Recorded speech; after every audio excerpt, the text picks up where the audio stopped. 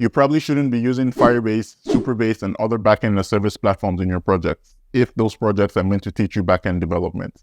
Let me explain. Backend as service platforms are great. They come with many backend services like authentication and databases and are extremely easy to use. All you have to do is call an API or a method in the installed library and everything is handled for you. This is great for front-end developers, but not so good if you're trying to learn back-end development, because those services that are nicely wrapped for you to call in one method are the stuff that you should be learning to implement. This is a back-end development roadmap from roadmap.sh, and amongst other things, part of what you should be learning is authentication and databases. You won't learn about relational databases and schema design if you keep using pre-made databases. Similarly, you won't learn about the intricacies of authentication if you keep using pre-made authentication services. I'm not saying these services are bad. I use Firebase for a lot of my projects and I swear by it. However, if you're trying to become a backend developer, you should invest the time in manually creating those databases and implementing authentication in your projects. That's the best way to learn and understand how these things work.